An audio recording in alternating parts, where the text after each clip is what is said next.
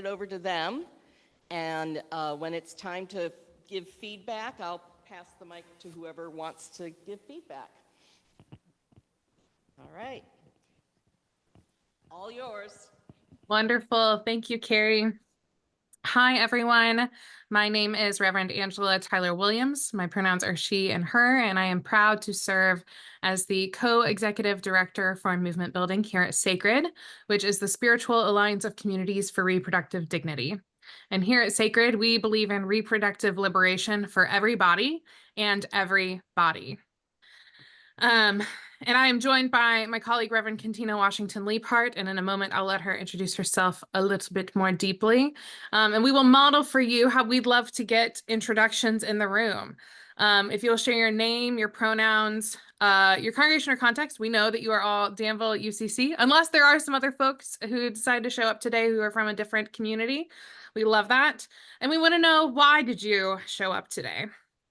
So I will model, pass it to Reverend Kentina, and then we'd love to hear from y'all in the room. And if there are folks on Zoom, you can come off mute or add your intros in the chat. So again, Angela Tyler Williams, my pronouns are she and her. I'm coming to you today from my home office in Washington, D.C., which is unceded Nacotchtank and Piscataway lands. And I showed up today because I am excited to keep sharing the good news of SACReD with people all across the country, and folks who are interested and engaged to learn more about reproductive justice and how they can be a part of that. I'll pass it to you, Kentina. Everyone, it's good to be with you virtually this afternoon for us, and I think morning or late morning for you all there, or I guess early afternoon. I am Reverend Kentina Washington-Leaphart. My pronouns are she, her, and hers. I am joining you today from Philadelphia, Pennsylvania. And as Reverend Angela mentioned, I'm on the team here at SACReD. I am the lead facilitator and also program coordinator here. And so I am knee deep in our curriculum out in the world. We've done a lot of virtual trainings, and we're also going to be doing some more in-person trainings as well, and trying to get this curriculum out to folks just like you who are really interested in being engaged in this work and in this advocacy project, especially in the current climate that we are living in. Why did I show up today? Like Reverend Angela, I'm excited to get this this information out in front of folks, to talk about SACReD and what it is that we're doing, what we're trying to do, what it means to be connected to us and in community with us. And so I hope to be able to share that with you today and encourage you, enlighten you, inspire you to want to move forward with engaging our curriculum and engaging our work in a deeper level. So welcome and looking forward to it. Okay. And I see that Barb is on Zoom and has unmuted. So I'm going to pass it to Barb first and then do some Zoom intros, and then I'll move it to us people in the room. Great. Hi, I'm Barb. I'm driving home from church. My pronouns are she, her, and I am here today because without reproductive autonomy, I would not be here today. Thank you. Nicole, are you able to come off mute and introduce yourself? Yes, I'm Nicole Noka. My pronouns are she, her, hers. And the reason that I'm here today is I think that I feel very deeply that personal dignity and our bodies are being violated and compromised in so many ways. And I want to know more ways that I can participate and support and stand up for everyone. Thank you, Nicole.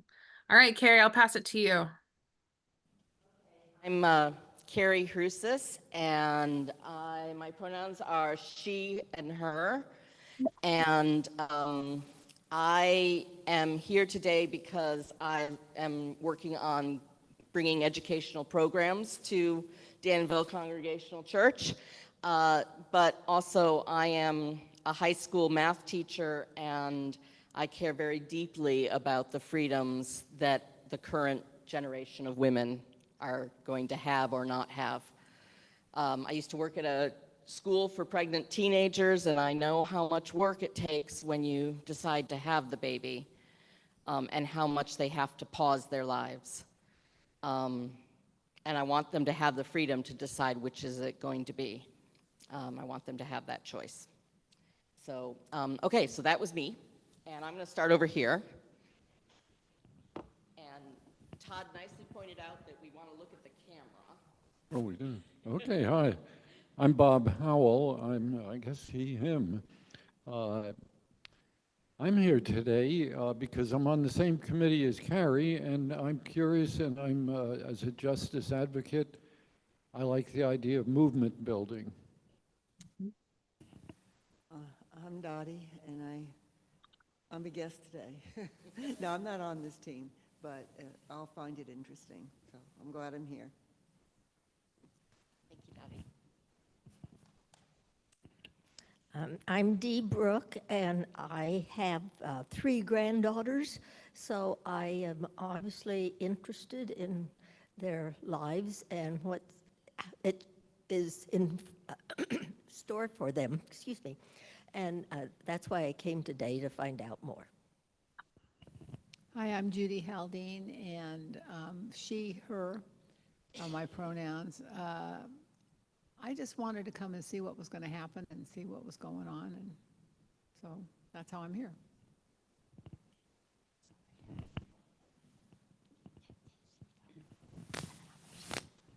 Hi, I'm Carol Mead.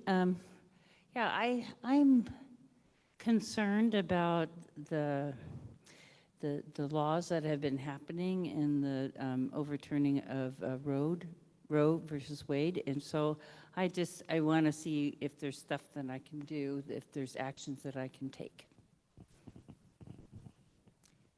I'm Marilyn Clark, and I'm a visitor here today, but I'm interested in listening to this because I have a daughter that's expecting, and we're eagerly expecting a brand new granddaughter, and I want to make sure my granddaughter has the rights that I fought for in the 60s. I'm Linda Elston, and he, her, and I'm is doing, and I have 3 granddaughters, and I'm concerned about the current administration and what's happening with all of this. It's, so thank you.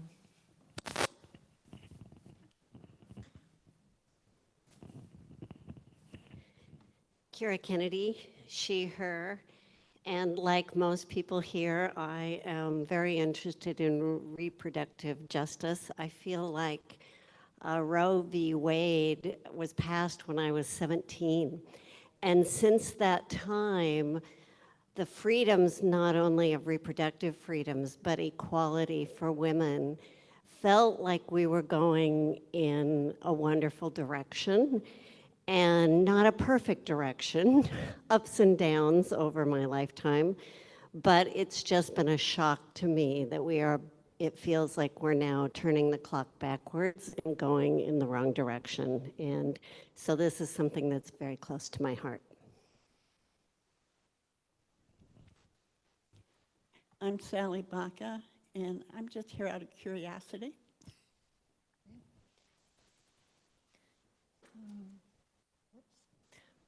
Nancy Dow, and she, her. I was just very upset by that Dobbs decision. I've been a supporter of Planned Parenthood, and I'm just curious about SACReD and want to learn something. Thank you. Okay, thank you. My name is Joyce Clausen. My pronouns are she, her. And I'm keen to learn more about what's going on and see how we can support. I have 2 children, and who knows what's going to be the future for them as regards children or their desire and what they would like to have. But for all women, it just feels like such a backward step, as Kira said. So it's very concerning. Thank you.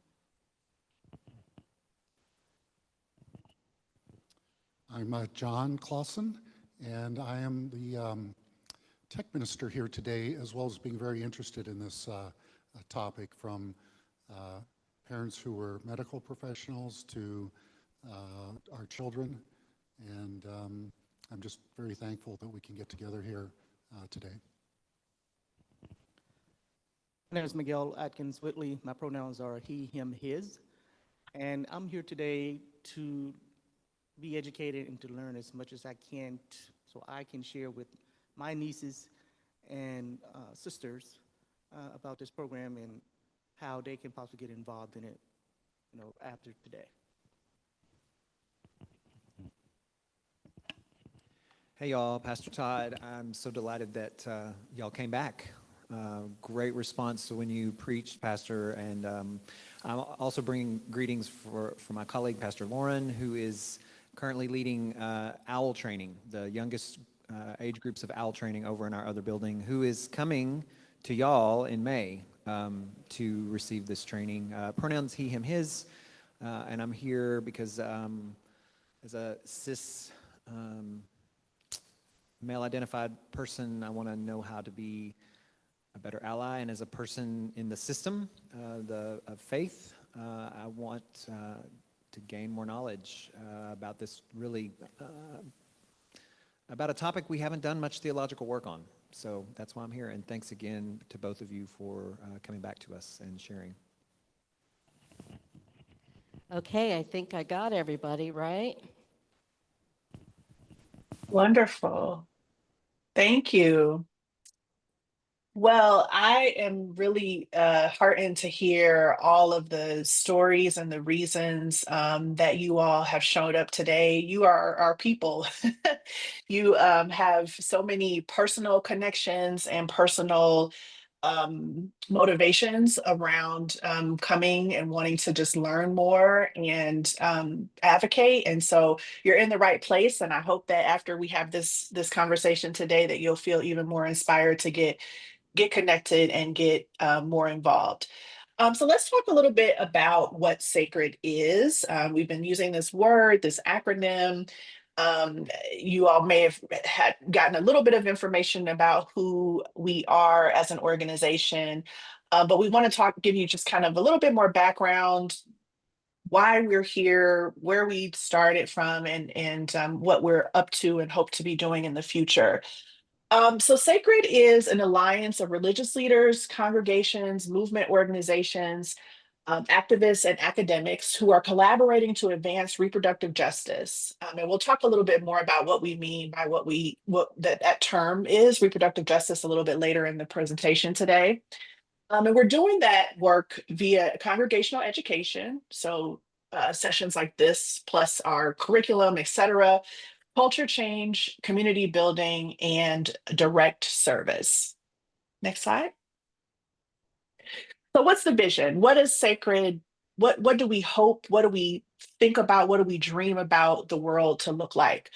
In a sacred world, the vision is that religious communities shift the culture to make reproductive justice a lived reality. So for those of you who were around and on the ground as it related to Roe v. Wade, you will remember perhaps that part of why Roe v. Wade was codified at the time was because there had to be a cultural shift, right, related to how people were thinking about abortion rights, for example.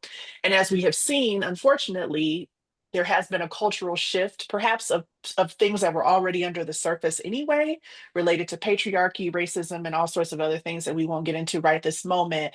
But what we are trying to do at SACReD is to say that shifting the culture about how people think about bodily autonomy, about reproductive decision-making, can and will make reproductive justice a lived reality. And so there's steps and there's ways to do that, but that's the starting point that we're beginning from. Next slide.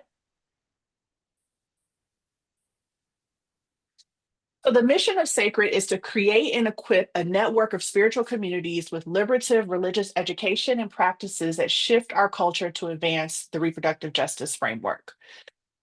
We start always from this understanding that we affirm bodily autonomy and moral agency. that folks have the autonomy to make the decisions about their bodies, that folks have the moral agency to make the decisions about what are moral choices that they make in their own lives.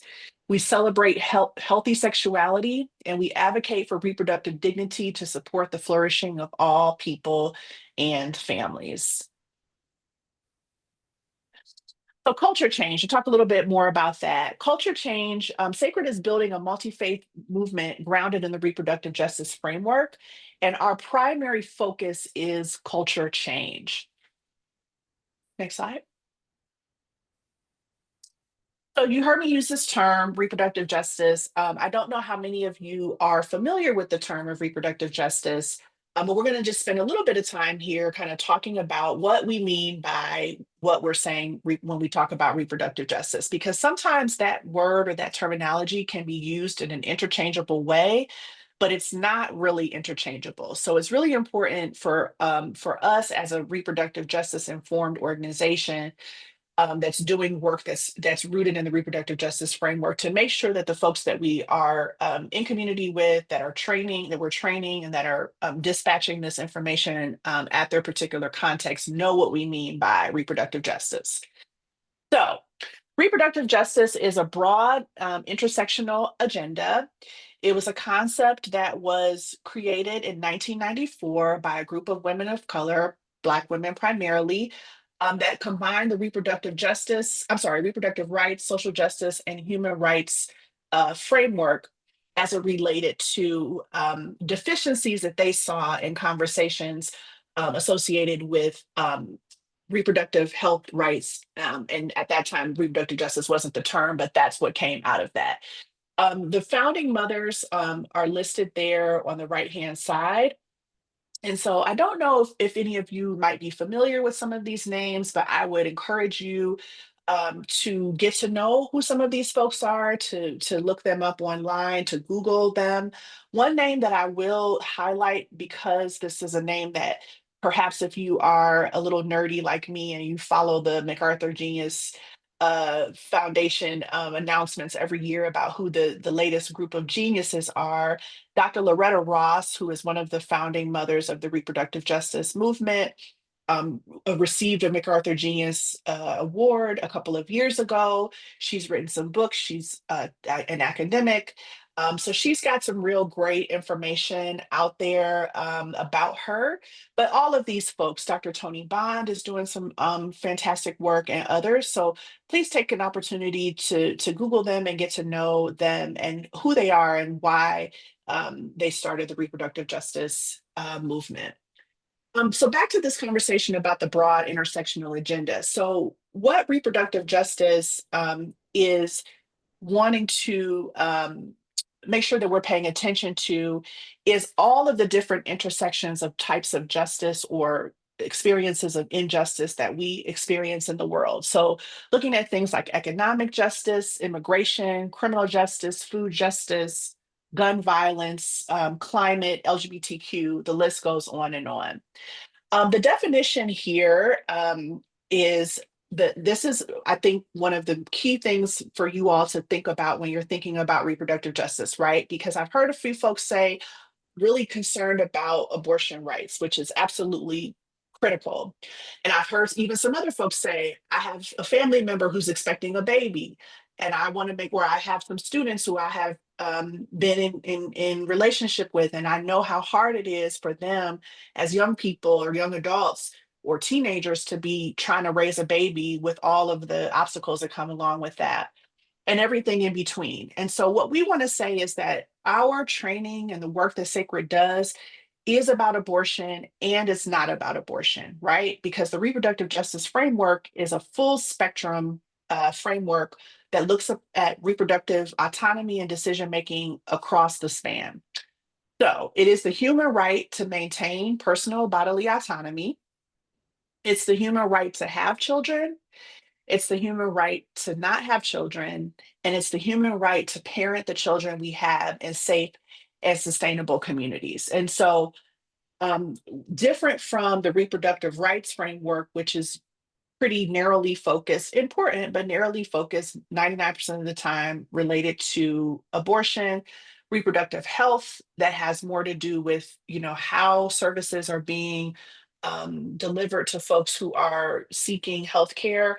The reproductive justice movement and the reproductive justice framework is saying all of those things matter across the lifespan, whether you decide to have children or not. And if you do decide to have children, for example, what is the community, what is the environment that you're bringing those children into, and what are all of the other intersecting issues that I just named, climate, race, et cetera, that impact someone who is making a decision to parent or to not parent. So we'll talk more about that, but this is a really, really key piece that we kind of drive home with all of the folks who are doing our training, because we want to make sure that with everything that we're doing, that we're looking at it and we're evaluating it via this lens and via the lens of the ways that reproductive injustice disproportionately impacts Black and Brown folks. Because again, the originators of this framework were Black women. Now, that's not to say that these issues are just specifically limited to Black people or Black women, Black folks, but there is a disproportionate impact that the injustices have. So we'll talk more about that, but I'm going to put it over to Angela now to get into a little bit more about how SACReD does the work that we do. Thank you for that, Reverend Kentina. So Reverend Kentina mentioned earlier the different ways that SACReD changes the culture in our sort of what is sacred. And we do that through these four main pillars. The first one is our national gathering. We got started as an organization back in 2020 with a group of national folks who were taking the lead of some folks in Texas. I was based in Texas at that time. I know that Pastor Todd has some good deep roots there, and some folks who are stirring up good trouble. And we said we want to bring people together to imagine what a national designation could look like.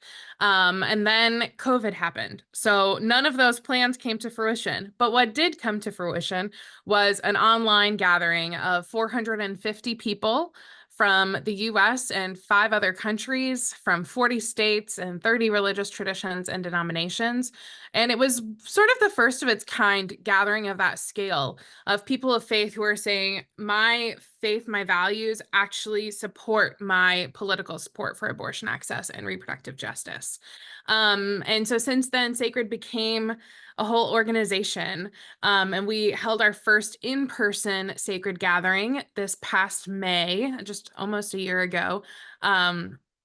And we are excited to continue those on a biennial basis, because what we know that's important in terms of movement building is that we need to actually get in the room together to see who else is a part of this, to realize that we are not all alone working in our silos against, as I heard a lot of y'all name, the current administration, and the forces that feel so big can feel really isolating. And it is important for us to keep getting folks together, because when we get together and we worship and we pray and we learn and we organize and we scheme, and there are so many different things that come out of that that you could never have imagined. And I'll start to tell some of those stories of what has come out of those meetings and gatherings together in a little bit. Our second piece is the SACReD Congregations designation.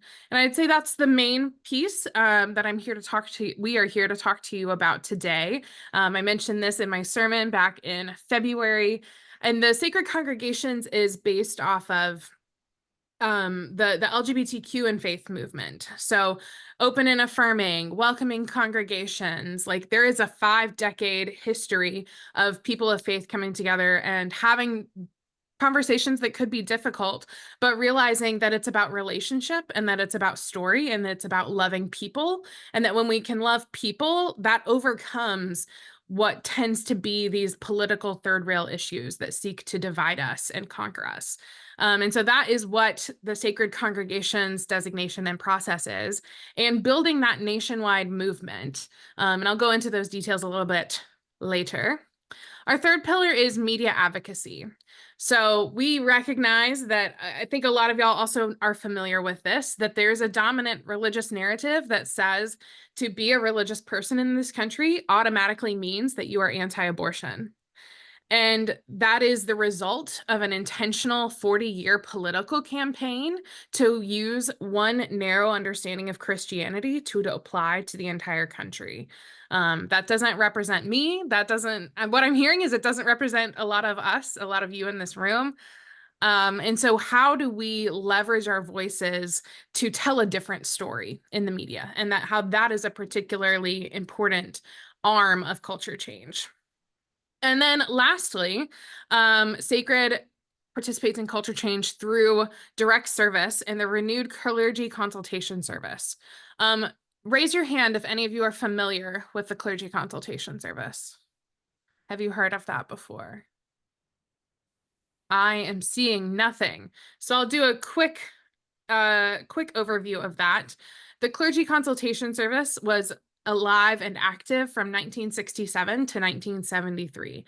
So this is pre-Roe, when abortion was not legal in all 50 states. And it was started by Reverend Howard Moody at Judson Memorial Church in New York City. And he was getting members coming to him saying, I have an unwanted pregnancy. What do I do?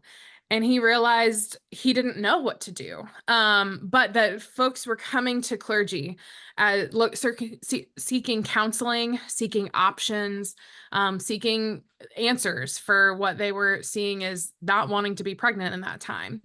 And so that started as a movement of 14 people and grew to be a network of 1,500 Jewish, Protestant, and dissident Catholic clergy across the country, who used their discretionary funds to get folks bus tickets or to pay for procedures. And then folks would come back after benefiting from the services of the clergy consultation service and would do research and would call people and pretend to be clients and check out the doctors and say, is this person actually providing safe medical care in this instance or not? Can we actually refer someone to these practitioners, or do we need to go somewhere else? And so there's a group of us that are working around the country, recognizing that we're in a time when we need additional support for that direct service. And what is it that faith communities can do? Because we are in a privileged place. And so what is the power that we have and legal protections that we have to give people information and access to resources in ways that potentially other parts of the movement are under specific scrutiny around. So we're working with folks all around the country to figure out what that looks like, and it looks really different. It's not the same as the 1967 version, but how do we partner with clinics and RJ organizations and abortion funds and practical support organizations to get folks connected to the care that they need wherever they are. But as I mentioned, we are here to talk about sacred congregations. And so through this designation process, communities of faith engage in a process of education, reflection, and then public commitment to reproductive dignity. And this work has started in one way. So I'll tell you sort of our origins and then later get to where we are today. This started with a 7-session SACReD curriculum that we launched, 3 years ago this month. Kentina, can you believe that? 3 years ago was our first time leading a training like this together. In that time from March 2022 to May 2024, we have trained 440 facilitators. They are from 225 congregations and organizations. They're in 40 states and 30 religious traditions and denominations. And as of now, there are 5 SACReD congregations that are officially designated. And the most recent one is one of your siblings, Mayflower Congregational UCC in Oklahoma City, Oklahoma. I just got to be with them a couple of weeks ago to mark their designation. You might be wondering to yourself, that's a really big number, and yet there are so few that are actually designated. Correct. that is okay.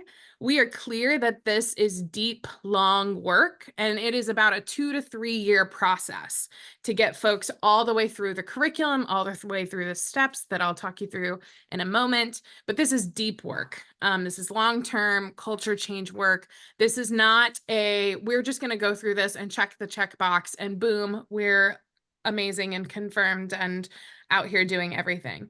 I want you to be out there doing everything, and you are amazing and you are affirmed, but it is deep, hard, intentional work. And this is really generational change that we're invested in. So we are not in a rush to just move things. Boop, boop, boop, boop, boop, boop, boop.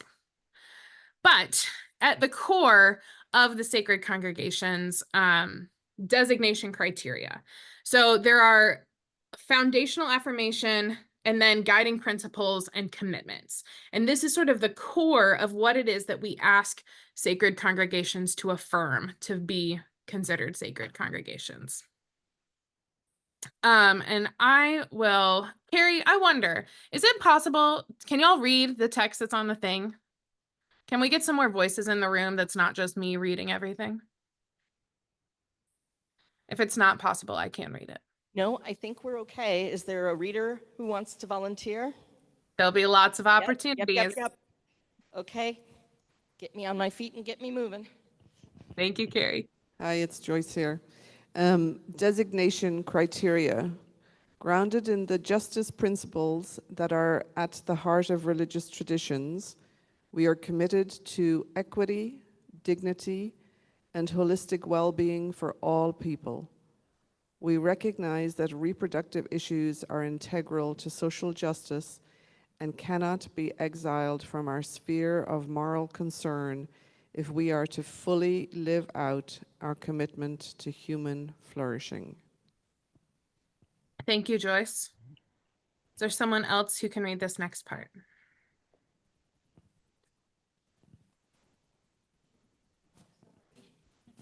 Nope, that works. Carol here. Similarly, as reproductive concerns are inherently tied to intersecting systems of oppression, particularly those of patriarchy, racism, and poverty, we know we cannot isolate a narrow reproductive interest from a broader justice agenda.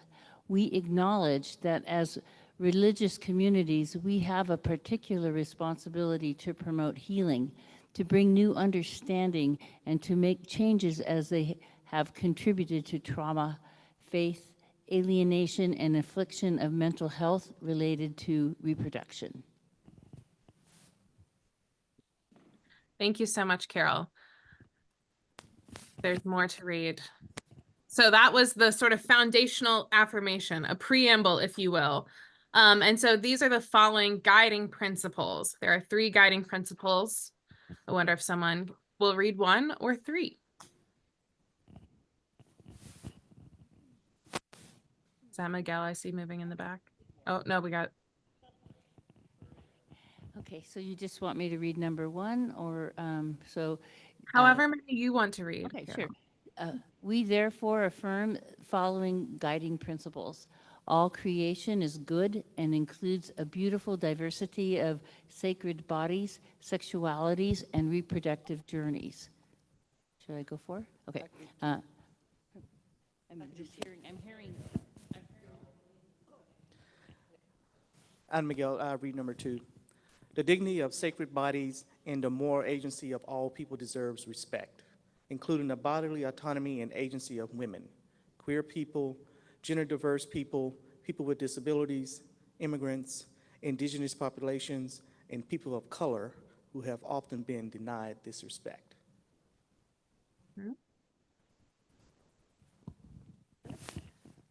I got the mic again, sorry. Okay, number 3. Reproduction is a sacred responsibility and a prayerful decision to have children, to not have children, or to end a pregnancy can be equally moral. Thank you, Carol. So those were the principles. We've got 1 more slide of reading that will have 3 parts. So keep thinking about if you want to read something. So those are the principles, and then we move into actions, these commitments. So I wonder if someone will read 4, someone read 5, someone read 6. Oh, over here. Okay. And therefore, this community commits to creating loving, justice-seeking faith communities where shame, judgment, or stigma for diverse reproductive decisions and journeys have no place.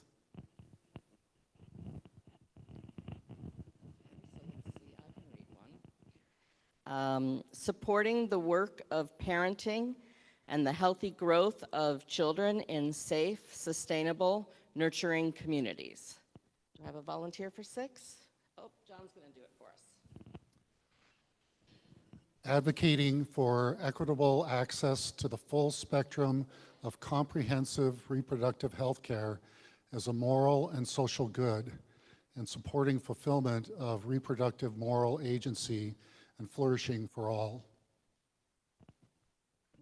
Thank you so much. So those are our designation criteria. And so that's what every congregation who goes through this curriculum and through this process, they are all affirming and agreeing to these things together. And so that is their sort of shared values, our shared commitments. This is where we can agree and then act out in the world in our specific local locations, and then use our power more broadly as needed. And as we go through the curriculum a little bit more, you'll see how it's set up to go through and walk us through each of these pieces more specifically. With that, I will pass it over to Reverend Kentina to talk us through our process. Thanks, Reverend Angela. Okay, so how does a congregation become designated? First, it begins with dialogue. So the congregation will be invited to have some informal discussion of the reproductive justice principles, which we've talked about today, and racial justice concerns alongside the congregational values. So some of the questions that we invite a congregation to ask of themselves when they're having this initial informal discussion is, what is the congregation's starting point with its justice resonant values, and where are the existing understandings of reproductive justice issues and intersectional justice? And everybody is starting from a different space, right? So you shouldn't feel, a congregation should not feel bad that they feel like they might be behind the times as it relates to having conversations around these topics.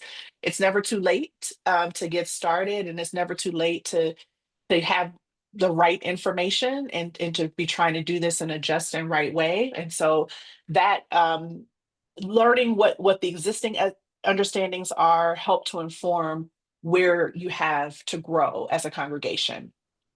The second piece is education. So the purpose of the education piece of the designation process is to equip the congregation for compassionate care and justice for sacred bodies throughout the congregational and community life. And so the core requirement of the education piece is going to be the sacred curriculum, which we're going to talk about in a moment. And then there's also other educational supplements that are available, and those are engaged as needed to enhance some of the core curriculum and or to equip particular areas of ministry before, during, or after, before and or after the designation piece. The third piece is theology. And so the pastor did speak about that a little bit earlier today, about how do we understand this work theologically? What does it mean to be engaging theology in work related to reproductive justice? So the other part of being able to be designated is an ability to articulate beliefs, principles, values, and moral commitments within that congregation's particular faith tradition that are compatible with those of liberation ethics and reproductive justice. So how do we adopt these faith resonant principles and values and commitments and make sure that those are compatible with the reproductive justice framework? And the fourth step is to become designated. So you would officially vote as a congregation, And presuming that that vote passes, then you are officially voting in yourselves as or officially being designated or eligible to be designated as a reproductive justice congregation, sacred congregation. So the concrete action. Okay, so all of these things have happened. Now what? Living out what the congregation has been equipped to do. So that looks like spiritual and community care, pastoral care. That looks like religious education and programming, ongoing storytelling time and space, support groups that are there to help push back against stigma, having outside speakers come in, including reproductive justice and worship, making it normalized to have conversations, to have theological wrestling, to have sermons and liturgy and other items introduced into the worship space that are connected to the reproductive justice framework. Direct service to patients, supporting clinics and providers. What does that look like from a congregational perspective? How are people being able to, how are folks within the congregation tangibly giving of themselves, their time, their energy, their talents to provide direct service to folks who need to get healthcare? Community organizing and advocacy. Are you writing letters to your particular legislators? Are you lobbying? There's all sorts of different ways, especially in this particular political climate, that we have to get creative around how to be advocates for the work that needs to be done. But those are that's another concrete action that is expected of those folks who have been designated. And then after, there is an accountability loop. So you don't just get designated and then just kind of get left. We want to make sure that you know that you continue to have support.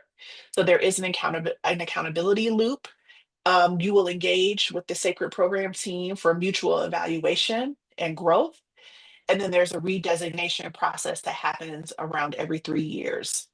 So just to make sure that, you know, things are still moving along, that your skills are being sharpened, that you are continuing to evaluate what you're doing as a congregation and how it's lining up with the needs of the community, both within your congregation as well as the outside world. Angela, did you have anything you wanted to add related to the designation process?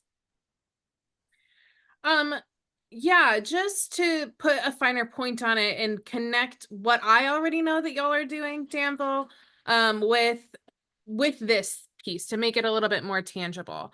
So I put in the chat that you're engaging in the dialogue step by hosting this information session today. I know that Pastor Todd did that whole post-Epiphany season of preaching sermon series on hearing from all these different issues. And with the broad intersectional understanding of reproductive justice, I would argue those are all reproductive justice issues, not just my particular Sunday coming to preach with you.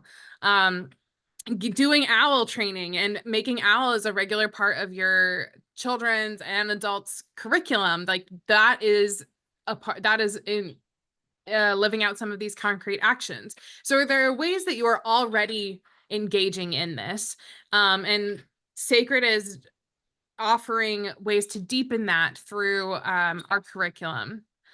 I think that's all I would add, and then I'll pass it back to Kentina to talk more about our revision and the new process that we are currently going through. Yeah, sounds good. All right. Oh, sorry, I was muted there. Okay. So you've heard us talk about this curriculum. What is it that we're doing? How are we like getting this information to you? How are we dispatching you to go out into the world and do all this great stuff?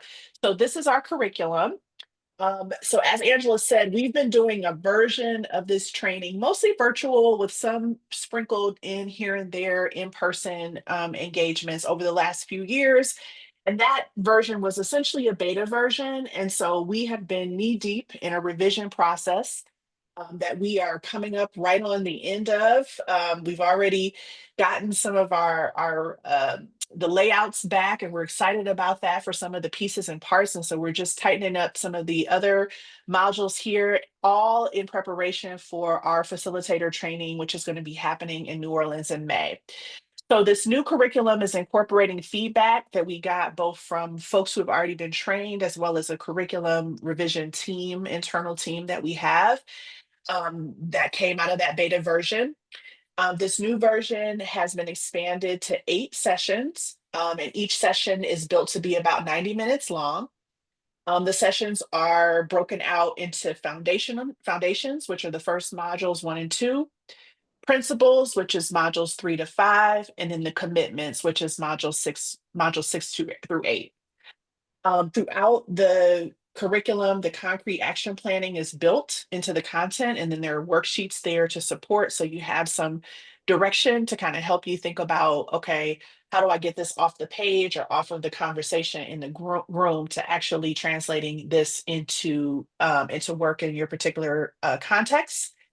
And then the curriculum will be printed with the facilitator guide and a participant guide. So we are excited to be together in person in New Orleans in May to debut this new curriculum facilitator training that will be all revised and fresh and ready to go. And so we invite you all to consider coming to be with us if you're not already committed to come and be with us. It will be a wonderful time. You will meet other leaders from across the country, from lots of different religious contexts who are just as excited to dive into this work and get started on the ground in their particular settings. Does anybody have questions up to this point about anything that they've heard so far this afternoon or morning?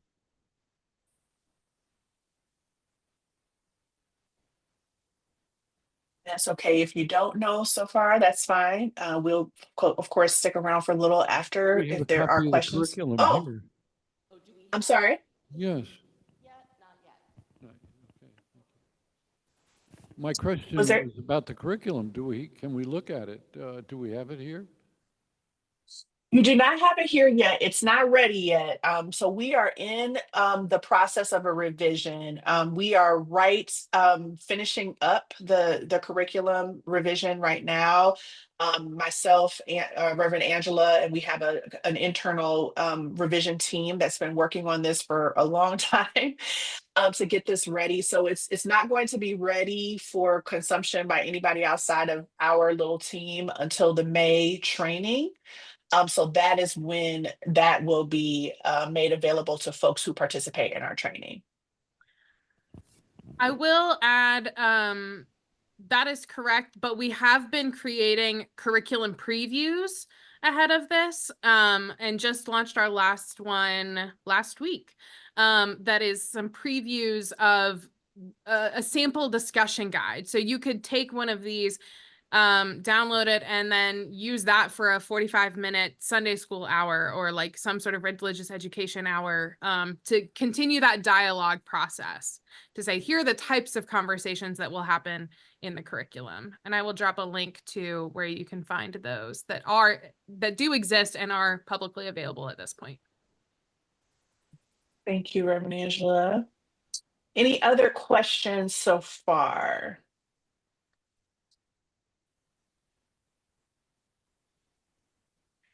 Okay, if there are no other questions right now, I'm going to pop it back over to Reverend Angela. She's going to share a couple of stories of congregations that have been engaged in our work. And then if we have questions later, we'll also build in some time there as you all think of more questions. Thank you. Yeah, so these are what we call stories from across the Alliance. To help, one of the key pieces of feedback we got from folks were like, okay, I did the curriculum, but now what do I do with that? How do I learn who else is doing this? What are my next steps of that? So that's part of what we've addressed in the curriculum revision process, is having more of that explicit, concrete action planning. But I also love to share some of these stories. So First Unitarian Church of Portland is the first congregation that ever went through our curriculum ever. And they were very like eager, like every week we were giving them the next module and they were like eating it up, which means that they were in the second to last module the day that the Dobbs decision was leaked back in May 2022. And it created like this perfect lab environment of here is a control group. So one part of the congregation had gone through the curriculum, and then there were other members of the congregation who did not go through the curriculum, and both of them showed up to the rallies that happened that weekend. I think it was leaked on a Tuesday, and so Planned Parenthood and other groups organized a rally in downtown Portland. That's where this photo is from. And those who had gone through the training were able to be there in full solidarity of the organizers. And they had speakers that were Black voices and trans abortion storytellers, leaders who are in that secular movement. And the folks who had gone through the curriculum were like, yes, we're here, absolutely. Those who had not gone through the curriculum sort of struggled with hearing the fullness and the diversity of voices. And there was reports of at least one person saying, I thought this was a woman's issue. What is all this gender stuff happening too? And so that's the type of work that we do together, is to really dive in and say, who all does this impact? And how do we widen that circle of understanding that everyone has a reproductive story, even if they haven't given birth, even if they're not parenting children, that men have reproductive stories and journeys. And so we expand that and make room for everyone in this conversation. Our next story comes from the Unitarian Universalists of Sarasota, Florida. They were our very first SACReD congregation. And this is Kate Lanneman, who was an original member of the SACReD team and helped us with our first convening and was a big champion of our work. And she was like, we just need this in Florida so bad. And so when we released the curriculum, she brought it to her congregation and they led a small group through it. And if you recall, in 2024, Florida had a ballot initiative on adding abortion rights to the Constitution. And that congregation, as a result of their SACReD curriculum work and becoming a SACReD congregation, they joined the ballot initiative in full force. So folks were out gathering petitions. Their congregation was a petition drop-off location, so other places in the community could drop those off. They were all over everywhere on that ballot initiative. Unfortunately, it did not pass, even though it won 57% of the vote, because the Florida legislature knew that they were going to lose and raised the threshold to make it that you had to pass a constitutional amendment at 60%. So there's people playing games out there, which is why we have to be crafty. Another one of your siblings in the Northern California area is First Unitarian Universalist Society of San Francisco, California. They had a small group and a women's group that led the congregation through their curriculum. And then got partnered with, they had a clinic in their neighborhood, a Planned Parenthood clinic. And so they were able to partner directly with them, as well as with a group called Access RJ, which is a practical support organization that is doing some of the wraparound support to people who are traveling into California to receive abortion care, recognizing that they might need help with transportation or lodging or food or childcare, all of those extra things that when you're in a place like we are now, where you likely have to travel to get the care that you need, there are lots of other costs that come with that beyond just the cost of a procedure. But how do you get that? How do you make that more accessible? Then we have the First Unitarian Universalist Church of Lubbock, Texas. I know there's a SACReD congregation in Lubbock, Texas. I'm sure that is a surprise to y'all. But they are fiery. And what I learned when I went there is that Lubbock is a big college town. So they've got a lot of young adults who do still need this care, even though it is a conservative place, but they are not all conservative.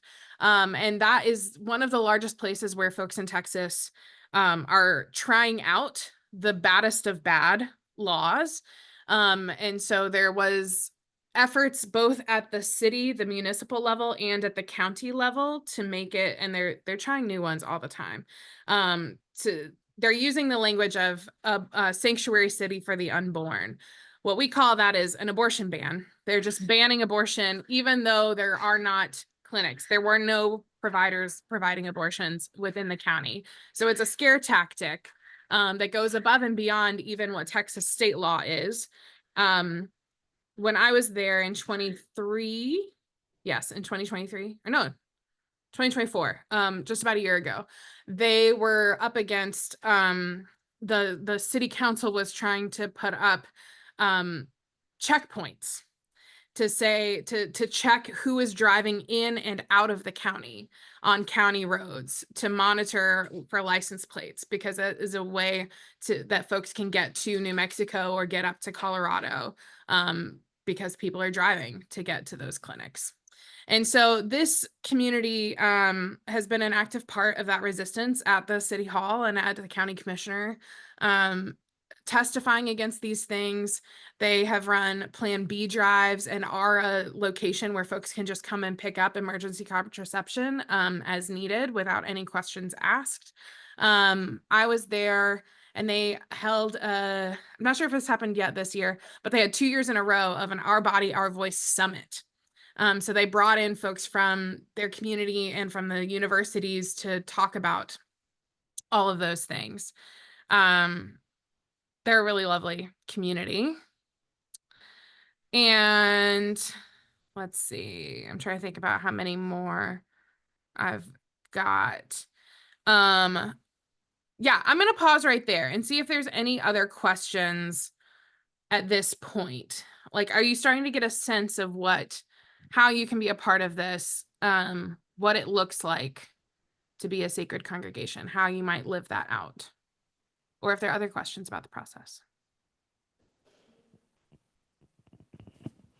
I don't really have a question. It's a little overwhelming to hear about this big project and process, but I want to tell you how inspiring it is to hear these stories. Coming from California, I think we at least are in an environment that is fighting a lot of people. I'd say 50% of the people in our area at least are comfortable with reproductive rights. And so it's just amazing to hear these stories about Florida and Texas. So thank you for the stories, and it's inspiring to hear about what people are doing to care for women. Thank you. Hi, it's Joyce. I just wanted to add that what's also interesting, and the more I hear about reproductive rights and all of that, the more I'm aware of how, as we said, it goes beyond just sort of what we designate maybe as straight women, but it impacts so many people and men. And I liked your thing that, you know, men have a reproductive story too, and I think it's getting that sense of it being bigger than where my mindset was on it before. So those stories help. Thank you. Well, and I have my own personal take on it, is that I have a trans child who is non-binary, and I am pretty sure that the dysphoria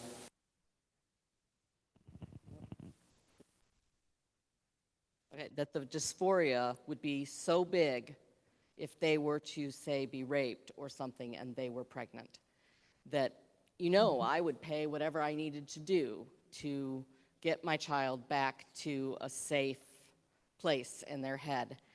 And it breaks my heart that there will be parents that won't be able to because of lack of funds or unfortunate location. So, you know, in my mind, it's also a trans issue. Mm-hmm.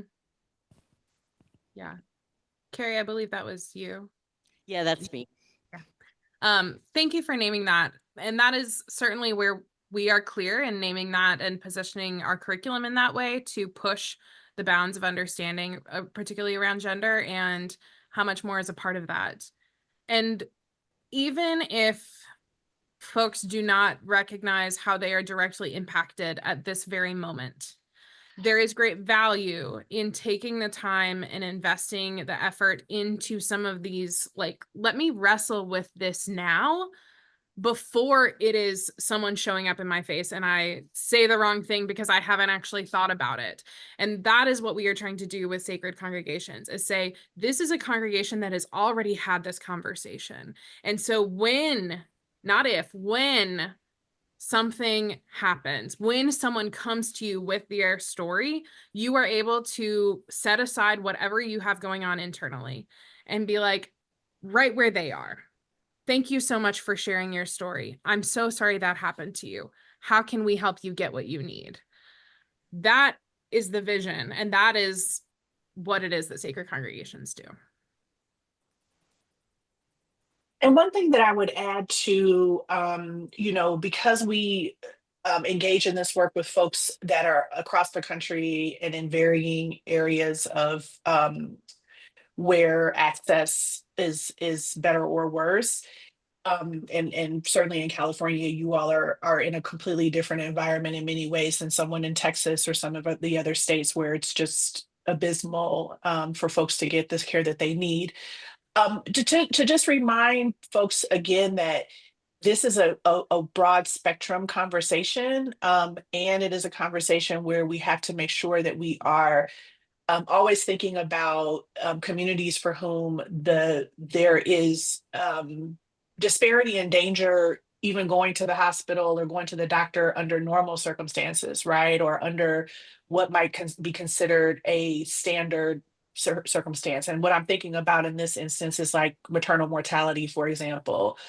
So someone may not be in a position where they might be wanting to terminate a pregnancy and having to go through whether there's access to that or not. But if they are having a pregnancy and they are treated poorly in the course of seeking treatment for prenatal care and postnatal care, they die. And I don't mean that in a funny sense, but I'm just saying that that's something that we always want to be thinking about as well. And that can happen anywhere, even in our states where there is access, or access is not an issue, because those kinds of racial and class disparities persist even, beyond access. Okay, I know we have to wrap up because you all have another congregation that's coming in to use your space. So I want to just talk with you all briefly about action steps. And the most immediate action step that you can take right now is to stay connected with SACReD. We are very, very active on social media. And so you can follow us on Instagram at SACRED_Repro, as well as on Facebook at SACRED Repro. You can sign up for our emails at sacreddignity.org. We have a newsletter, all sorts of great information that comes out about what we're up to, about trainings, both virtual and in person. And you can join us in New Orleans. We would love to have you in May. We'll be there from May 5th through the 6th. And myself and some colleagues will be leading this new revision training for folks who are going to join us in person there. So if you have capacity and time and resources to join us in New Orleans, we would love to see you there to engage in this revised curriculum with us and get to know you, and you all get to know us. The general registration is now open for individuals and groups on our website. We are also seeking sponsors.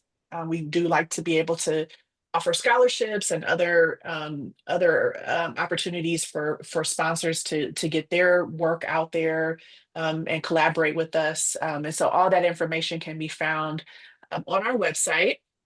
And I also think that Angela put a couple of the links in the chat there for those of you who are able to get to those links, and or they'll hopefully share them within your own congregational newsletter.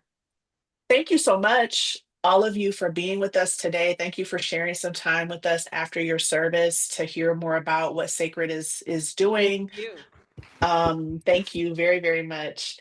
If you have any questions, you can see our email addresses are listed there on this slide. Please feel free to reach out to one or the both of us. We'd be happy to talk more with you about the work and to answer any questions you might have about engaging in this work even more at your particular congregation. But we really appreciate the invitation to share with you today. And we hope that you will engage with us. And we hope to see a few of you in New Orleans in May. Reverend Angela? Thank you so much. It's been a pleasure to be with y'all again. Yeah, thank you. Thank you so much for taking the time to be with us and share this ministry opportunity with us. Thanks, Carrie, for organizing it. For those of you who stayed, and we pray blessings on your most urgent and, pun intended, sacred work out there in the world that's helping us really meet the moment as a response to our faith. Thank you so much. Thank you, everyone. Have a great rest of your day. Bye-bye.